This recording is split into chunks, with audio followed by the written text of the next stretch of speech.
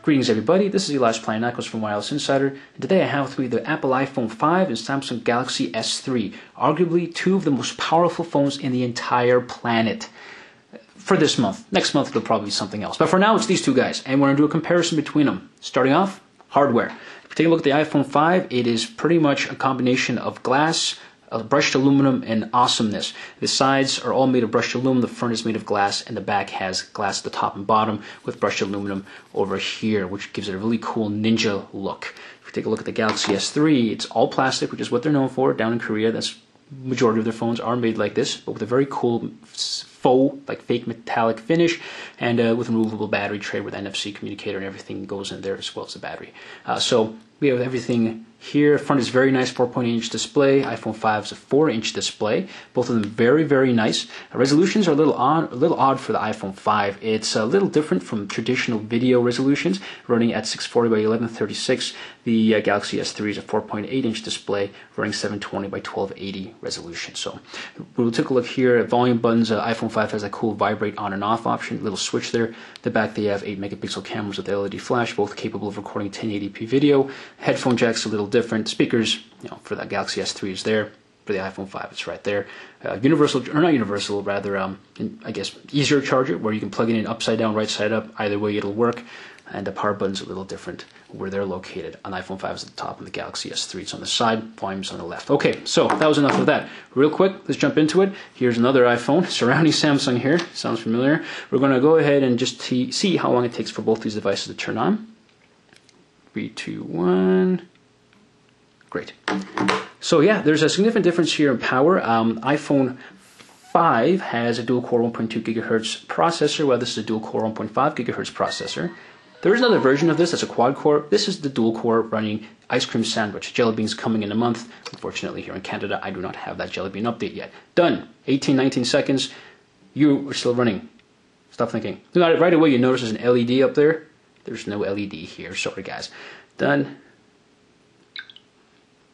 Pretty much loaded. 33 is connected. Oh, it's still connecting to Wi-Fi. That's why, but it's set. Good. So, iPhone 5 is faster in that regard. Great. Go away. All right. So right away you can tell there's a massive difference in screen size, 4 inches versus 4.8. Most people wonder, is it easy to use this with one hand? It takes a week or so. You get used to it.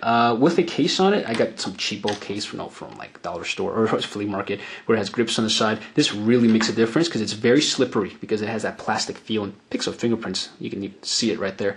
iPhone 5, because it's only taller, not wider, if you are a fan of the keyboard on the iPhone 4 or 4S, you will love this phone mainly because the keyboard is exactly the same, just a little higher. So that's the best way to think of this device. It's a little taller than the 4 or 4S. Width is exactly the same. So, of course, as you can imagine here, that if you go into something with the keyboard, it will be a wider keyboard just because of the screen real estate. And speaking of screen resolution, size, and all that stuff, let's test it out. Let's go to YouTube on both devices and see if we notice any significant differences. Loaded a bit faster on iPhone 5. That's because it's loading my channel feed. Okay. Well, let's go ahead and search for something that's 3D-ish. Nothing's more 3D than Avatar. Let's go ahead and load them at the same time. Both on a Wi-Fi connection. Okay, a bit faster than the iPhone 5. You can notice right here the large display on the Galaxy S3 really makes full use of showing you more content, so you can already see the next video or so. So that's cool. Let's go on and see the trailer here. Loaded very close. iPhone 5 was a bit faster. They're both in full brightness, by the way. You notice the green, actually this is a horrible example, you can't really tell, but the green on the Galaxy S3 looks more greenish. It's the best way I can describe it. Colors do really snap and pop off the screen with the Galaxy S3. I hate describing it like that, but that's what it is. It does look better because of Super AMOLED display. Retina display is not bad either, but you can't get better than color saturation on this guy. Let's go ahead and do an audio test. Oh, let me get back there. Put the volume all the way up.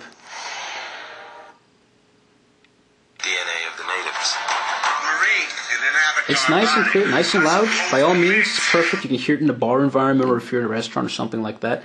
Let's put the volume up on the iPhone 5. Whoa. Okay, That's awesome. Sorry. iPhone 5 sounds amazing. If you heard that bass, well, I heard that bass. It's clearly much better in audio reproduction here, at least for video content. DNA of the nation. It sounds like it's right there, like this guy's talking to me. Mix. You get me what I need. Yeah, you can just tell by the size of the speakers. This is nice and loud. iPhone 5, hands down, with the dual speakers here. It does sound like it has more bass. That's great. So video, ironically, better on the Galaxy S3. Audio, better on the iPhone 5. And of course, if you didn't notice, I'll show you, pointed out now. If you've seen the reflection of the light, this is where the display is of the device. That's where the video is. There is some letterboxing going on because of that strange resolution I mentioned before. Yeah, video content can't fill the entire screen unless you zoom into it or something like that, because it's not traditional HD video resolution. So let's get out of here. Let's go into something else, the marketplace for both devices. So there's the iTunes Apple Store, there's the Play Store. Sorry, there it is. I'm going to go into both of them. Whoops. And okay, they loaded all right. Nice and smooth. Let's go into a category. Let's go into very similar as they should be. Let's get out of here. Screen to screen, you can't really. Obviously, it's going to be smooth on iPhone 5. Galaxy S3, smooth even with an animated wallpaper. So point that out. Yeah. So on that note, there's also something with customizability. If we take a look here, for example, let's go into the taskbar. You can't see notifications of whatnot on the iPhone 5. You do have like weather stocks and all the stuff you can change, but you can't remove notifications individually. They're all there. Either you clear them off or you leave them there. On the Galaxy S3 or Android, ice cream sandwich, you can swipe left and right, or right to close certain notifications and keep the other notifications intact, as well as access to certain commonly used options and shortcut to settings. So it wins in that department just because you have quick access to the most commonly used options like Wi-Fi, power saving, and sync. Since they are both LTE devices, there is something very nice here. Didn't know if the iPhone 5 would have it, but it turns out it does. It's very simple, and you never know how much it can help. You can enable or disable the LTE network. That could be a big deal. Here in Canada, at least where I'm located, LTE is extremely fast, perhaps faster than I really need it to be. So being able to disable LTE and just use standard 4G or HSPA plus network coverage would be best, so I can save my battery. And you'll see it here somewhere, mobile networks, and boom, you can change to HSPA mode, right as you see, HSPA only, or you can choose from HSPA and LTE. So that's cool. Let's get out of there.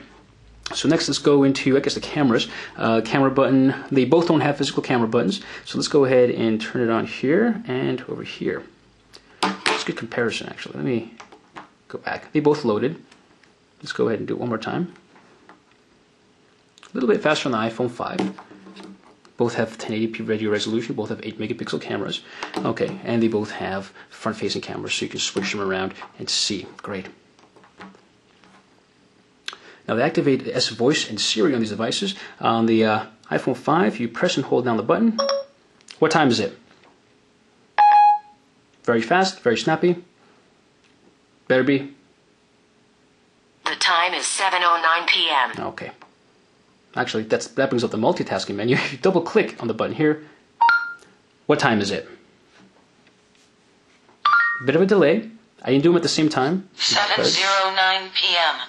That sounds depressed. Okay, so they're very fast in their own regard. It's a bit faster than the iPhone 5. I don't do it at the same time because the iPhone 5 is actually faster than the Galaxy S3 for resolving what you said, and the beep from its notification interrupts its rendering of what you said. So in the end, Siri does provide more details. So for example, who won the Raptors game? A long time ago, but still, The Raptors crushed the Nets by a score of 90. Awesome. Stop talking. Who won the Rogers game? Oh, whoops. Who won the Raptors game? Takes a bit longer, and the iPhone 5 knew what I wanted and found it and showed it in a really cool visual way. S-Voice will not. It's going to show me, like, oh, I don't know, I'll search the internet. It does. I'm sorry, I don't have the answer. Would you like to search? No, give me a little. So it is more advanced as it should be, and Siri, of course, in the iPhone 5, because it's been developed and it's got so much more going for it. So while the Galaxy S3 can do something Siri can, it's not designed to be a replacement or an exact comparison between the two, because Siri's just way, way out there. You could have a damn conversation with Siri. S-Voice, I wouldn't trust it for having a conversation with, so iPhone takes that one. So let's go into the web browser and see. Right off the bat, you can install multiple browsers on the device. In this case, I have standard internet browser that comes with Ice Cream Sandwich, Chrome, and Firefox, and they all work very well. But for the sake of native web browsers, we'll just use Internet and Safari. All right, Engadget.com is loaded on both devices, and we're good to go. 3, 2, 1.